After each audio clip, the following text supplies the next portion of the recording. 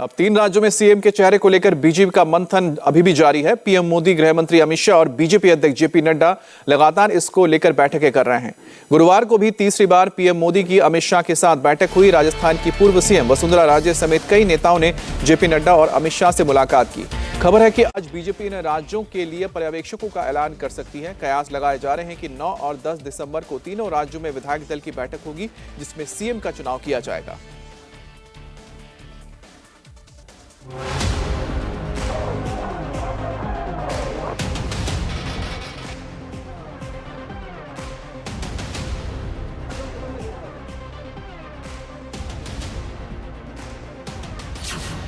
तीन राज्यों में सीएम का ऐलान कब?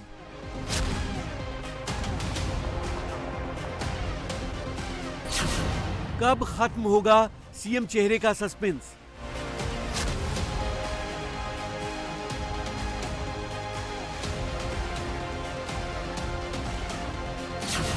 पुराने पर ही दांव या सामने आएगा नया चेहरा?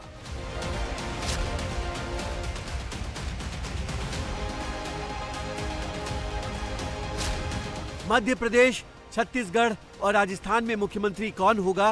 विधानसभा चुनाव के रिजल्ट आने के 6 दिन बाद भी इस सवाल पर सस्पेंस बरकरार है। दिल्ली में इस सिलसिले में बीजेपी के शीर्ष नेताओं की मुलाकात और बैठकों का दौर जारी है। पीएम मोदी और गृह मंत्री अमित शाह ने गुरुवार को लगातार तीसरे दिन सीएम के नाम को लेकर लंबा मंथन किया। सबसे पहले 5 दिसंबर को सीएम फेस पर मोदी की शाह और नड्डा के साथ 4 घंटे की मैराथन मीटिंग हुई। फिर अगले दिन करीब 1.5 घंटे मोदी और शाह ने मंथन किया और कल यानी गुरुवार को भी मोदी और शाह ने करीब 1 घंटे तक चर्चा की। इन बैठकों में किन चेहरों पर मुहर लगी ये तो साफ नहीं है, लेकिन अब ये जानकारी निकल कर आई है कि आज तीनों राज्यों के लिए पर्यवेक्षकों के नाम का ऐलान होगा। बीजेपी आज मध्य प्रदेश, छत्तीसगढ़ और राजस्थान के लिए अपने पर्यवेक्षकों के नाम का ऐलान कर सकती है। तीनों पर्यवेक्षक जयपुर, भोपाल और रायपुर पहुंचकर विधायक दल की बैठक में शामिल होंगे। माना जा रहा है कि 9 और 10 दिसंबर को विधायक दल की बैठक होगी, जिसमें नेता के नाम का औपचारिक ऐलान होगा। गुरुवार को सबसे ज्यादा हलचल राजस्थान को लेकर रही। सीएम की रेस में शामिल वसुंधरा राजे ने बेटे दुष्यंत के साथ बीजेपी अध्यक्ष जेपी नड्डा से देर रात मुलाकात की। करीब 1.5 घंटे तक नड्डा से मिलने के बाद वसुंधरा जब बाहर निकली तो वो बाहर इंतजार कर रहे पत्रकारों के सवालों के जवाब दिए बिना मुस्कुराते हुए निकल गई। अब इस मुस्कुराहट की वजह क्या थी, इस पर कयास ही लगाए जा सकते हैं। लेकिन इस मुलाकात से पहले वसुंधरा ने पीएम मोदी की तारीफ करते हुए सोशल मीडिया पर एक पोस्ट लिखा था। राजस्थान, मध्य प्रदेश और छत्तीसगढ़ में बीजेपी की प्रचंड विजय इस बात का प्रतीक है कि मोदी जी की गारंटी के आगे कांग्रेस के झूठे वादे और दावे नहीं चले। दिल्ली आने से पहले वसुंधरा ने जयपुर में अपने समर्थक विधायकों से मिलकर शक्ति प्रदर्शन करने की कोशिश की थी, जो बीजेपी नेतृत्व को रास नहीं आया। इसके साथ ही वसुंधरा के बेटे दुष्यंत पर भी 5 विधायकों को एक रिजॉर्ट में बुलाकर जबरन रखने का आरोप भी लगा है। बीजेपी विधायक ललित मीणा के पिता ने दावा किया कि मंगलवार को इसकी जानकारी मिलने के बाद जब वो अपने बेटे को रिजॉर्ट से वापस लेने पहुंचे थे तो उनके रिजॉर्ट में मौजूद बीजेपी विधायक कंवर लाल मीणा से बहस भी हुई थी। हालांकि कंवर लाल मीणा ने इससे इनकार किया है। दुष्यंत सिंह जी ले गए थे साथ में, और तो कोई नहीं था। मैडम के बेटे दुष्यंत सिंह जी ले गए थे।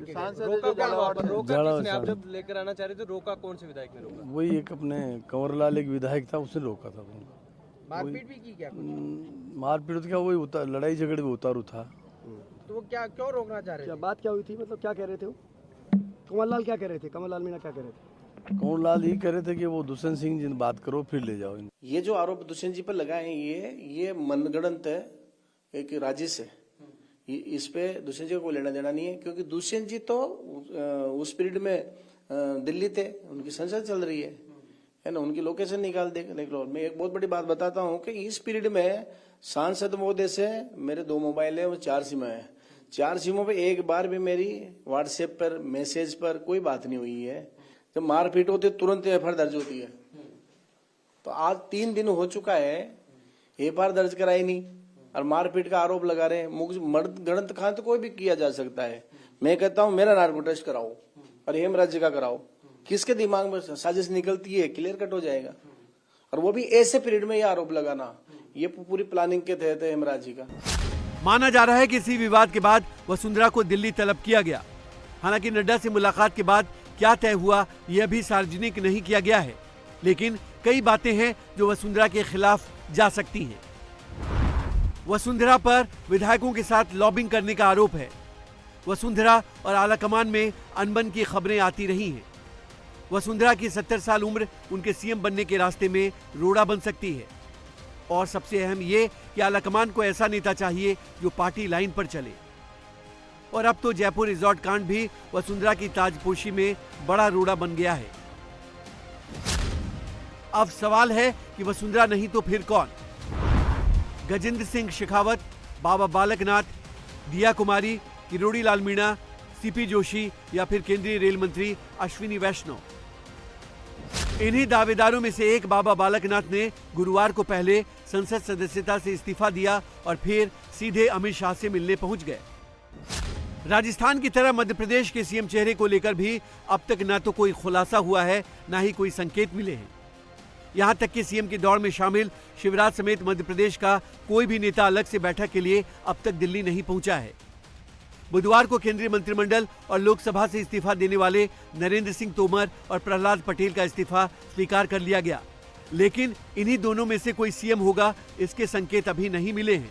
उधर बीजेपी के फायर ब्रांड नेता और सीएम की रेस में शामिल कैलाश विजयवर्गीय ने दावा किया है कि रविवार तक सीएम के नाम का ऐलान हो सकता है। लेकिन फिर भी ये सस्पेंस कब तक चलता है, क्या माना है? ये ठीक है, रविवार को खत्म हो जाएगा। सर, विधायकों में से सीएम होगा या कोई नया चेहरा भी आ सकता है कि 230 विधायकों में से ही सीएम होगा? ये मैं कह रहा हूँ ना, इसका जवाब तो आपको 10 तारीख को पता लग जाएगा। तो विधायक के लिए 10 तारीख को तय हो जाएगा सीएम। आपने कहा आपके लिए शॉकिंग है, मगर जो भी जिम्मेदारी दी गई आप उसको निभाएंगे। दी जाती है बड़ी जिम्मेदारी, आप तैयार है उसके लिए? अभी मेरे पास बहुत बड़ी जिम्मेदारी है, मैं राष्ट्रीय महामंत्री हूँ। उधर चुनाव के रिजल्ट आने के बाद से ही शिवराज सिंह चौहान सीएम पद पर बोलने के बजाय लगातार मिशन 2024 की बात कर रहे हैं। पहले वो पूर्व सीएम कमलनाथ के गढ़ छिंदवाड़ा गए, फिर श्योपुर गए, उसके बाद आज शिवराज दिग्विजय सिंह के गढ़ राघवगढ़ जा रहे हैं। शिवराज का कहना है कि वो लोकसभा चुनाव में मध्य प्रदेश की सभी 29 लोकसभा सीट जीतकर पीएम मोदी को रिटर्न गिफ्ट देना चाहते हैं। 29 की 29 सीटें भारतीय जनता पार्टी जीते लोकसभा में, और प्रधानमंत्री जी फिर से बनेंगे नरेंद्र मोदी जी, तो यहाँ की 29 की 29 सीटें भाजपा को जिता के और उनके गले में 29 कमल की माला डालनी है। लेकिन अभी चूंकि जश्न का माहौल है चारों तरफ इस प्रचंड जीत के बाद, और दिल्ली में बैठकों का दौर जारी, और आप अभी से 29 में जुट गए। एक काम पूरा हुआ, अब दूसरा लक्ष्य पूरा करना है। इस बड़ी जीत के सबसे ज्यादा श्रेय आप किसे देते हैं? प्रधानमंत्री जी को। छत्तीसगढ़ के सीएम चेहरे की बात करें तो यहां भी पिक्चर क्लियर नहीं है। मुख्यमंत्री पद को लेकर रेणुका सिंह, अरुण साव, रमन सिंह और ओपी चौधरी समेत कई नाम सीएम रेस को लेकर चर्चा में हैं। रेणुका सिंह और अरुण साव लोकसभा से इस्तीफा भी दे चुके हैं। गुरुवार को रेणुका सिंह ने बीजेपी अध्यक्ष जेपी नड्डा से मुलाकात भी की, जिसके बाद उन्हें सीएम पोस्ट के लिए फ्रंट रनर माना जा रहा है।